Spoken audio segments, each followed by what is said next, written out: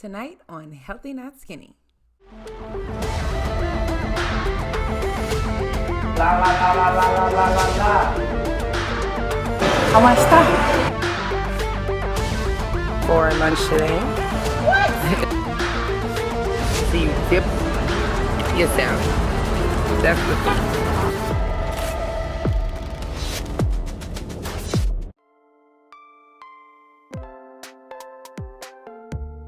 So today, Senta and I are going to the grocery store. The biggest struggle I see with most people on their journey is around their food. I put a lot of this ownership on my clients. Like, it is important for them to learn to listen to their body.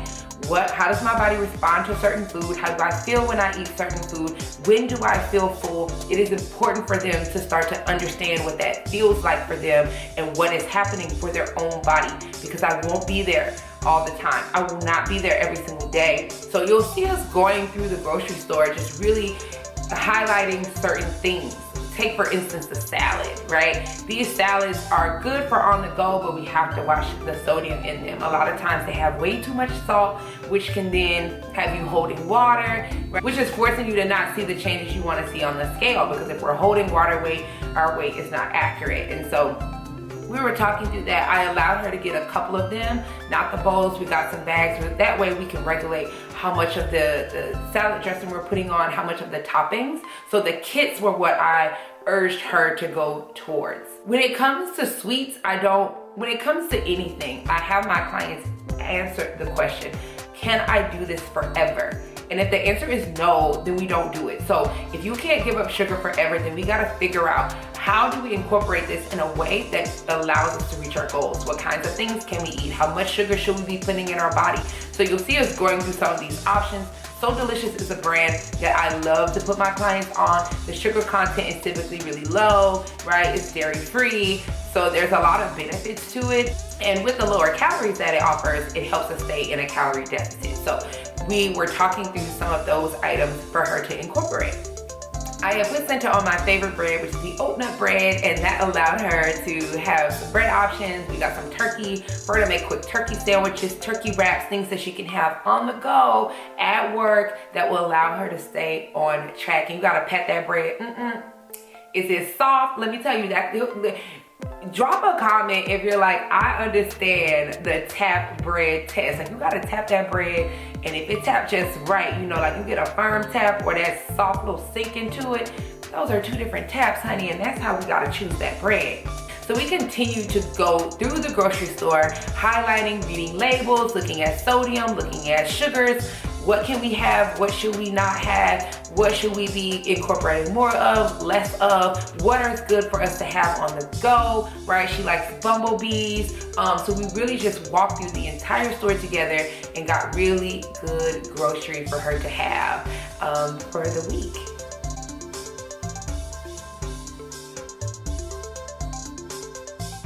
I ate 3 cookies. I went for one first. Did your trainer say you could have a cookie? No. I didn't tell I was eating one until today. Right, so if you wouldn't have had 3 today, could you have gotten a cookie at McAllister's? She did say I could have a cookie today at McAllister's had I not had 3 yesterday. So, I don't get to get my cookie today. No, not today. Not today. Yeah, that's probably the hardest thing, is breaking bad habits. Well, they're not bad, it's just we do them too much. Yeah. Because see, if you have 3 cookies yesterday and you have a cookie today, and then tomorrow it's a drink, and then the next day, like, it's just like constant. It's constant. Yeah. Versus like, okay, I had cookies yesterday, I don't need another cookie today. Yeah. And I think it's remembering to look at it that way. It's not that you're saying never. It's just saying you just can't do it. Not right now. It's not right now. So I think that part. Yeah. Thinking differently. Yeah. But that's growth. You know, it takes a minute to start thinking that way. I got me a chef salad. Okay. I got me a grilled chicken sandwich. Thank you. Looks good. Looks good. And I got the turkey melt, the Caesar salad. So a little half a sandwich. You got your carbs, you got your veggies, you got your protein. This is how you eat when you're out, people. You must have told me about my dressing, because I'm not working with doing much with this. Let me tell y'all, friends, the key to your salad and not overdoing the dressing is to dip it. So you dip your salad. That's the key.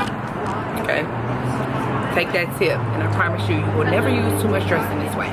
We want to go out to eat. Everybody watching this right now, at some point, you want to go out to eat. So what does that look like to go out to eat and make healthy choices when you're also trying to drop 10, 15, 50 pounds? So when Senta wanted food, we had to choose options that worked. We couldn't just go to the Raising Cane's. We could not just roll through the Popeyes drive-thru.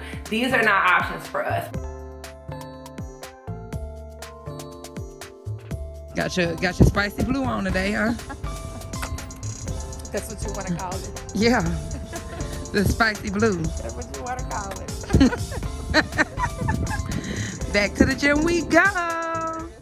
Y'all, I have spent 2 weeks with Senta, and this is her last workout before I roll out and head back to the New Orleans, okay? So as you can see, when we started this, we were stepping into these burpees. We are now 2 weeks later, jumping. Yes, this is what it looks like when you just tackle your goals and you don't give up. You keep pushing yourself past your limits. Senta wasn't feeling me that much this morning, but listen, we got goals, okay? We went straight over from these 10 burpees into some toe taps for 45 seconds. Remember, I don't want Senta working out alone. Take these workouts and try them out yourself. This is free, y'all. Get it, get it, get it. Okay, so after that, Senta needed a moment. She needs some milk. She's struggling today, y'all.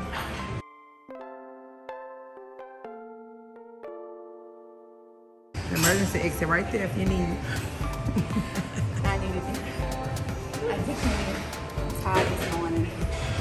So tired this morning. I let her take a rest because I'm so nice. Yes. And then we got right back to it. We did 15 of this squat with this overhead press. Then we went straight over to the bench and did a jump squat. So we kept the heart rate super high during this workout, and we completed this circuit 4 times. It's smaller already. Oh, it's smaller. All right now.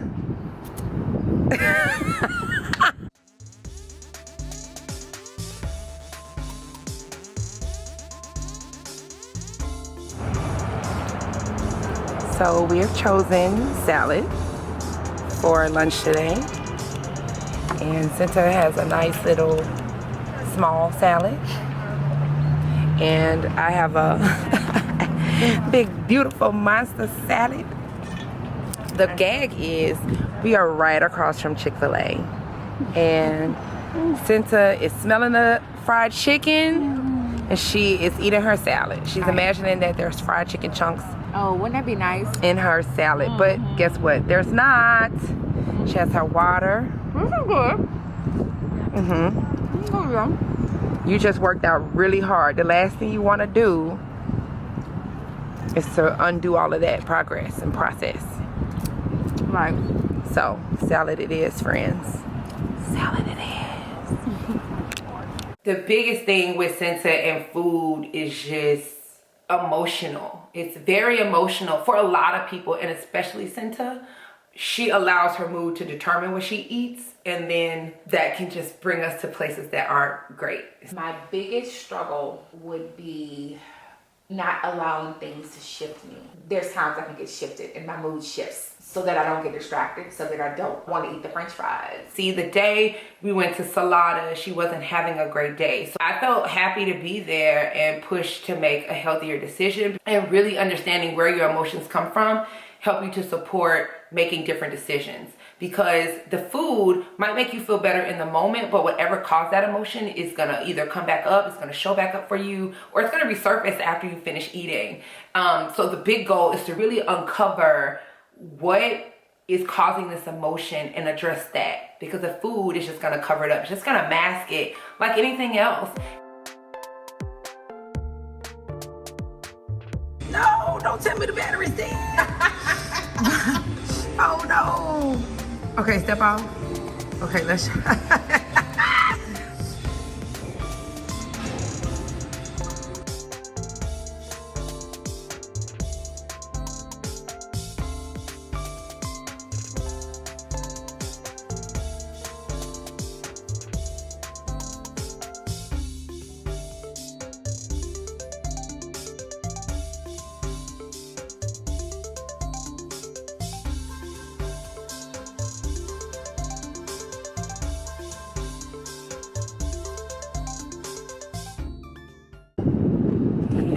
How does that make you feel?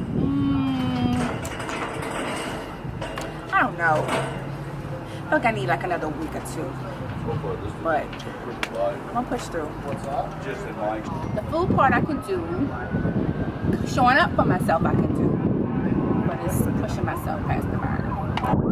It's a health journey. It's not a race. So be kind to my body. I love it. I'm growing her. Yes. It's all new you.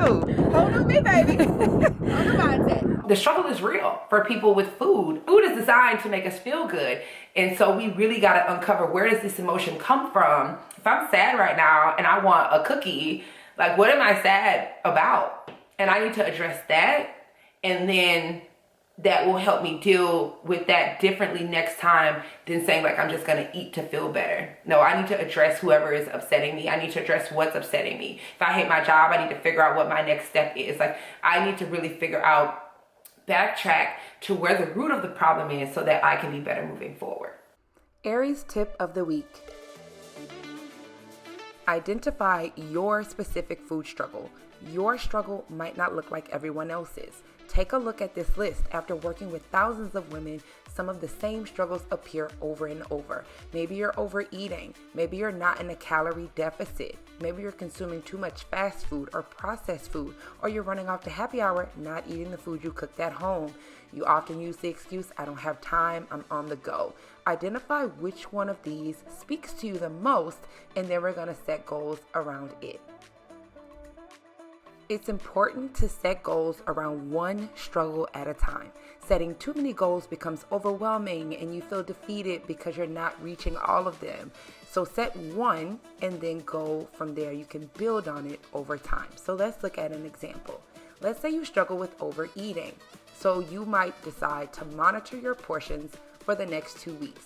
And then after 2 weeks, you can reevaluate. Have I lost weight, inches? Do I feel better? Do I continue? Or do I change the focus here because you have a good handle on it? Let's say you struggle with eating fast food every day. You don't want to just eliminate it because that might be too difficult. So start with, I will only eat fast food 4 times this week instead of 7. At the end of the week, did you hit that goal? Great, set a new one. If you didn't, try hitting the goal again. I hope that at the end of this episode, you've learned something about food, that you've been able to take something away, because food is a big struggle for me.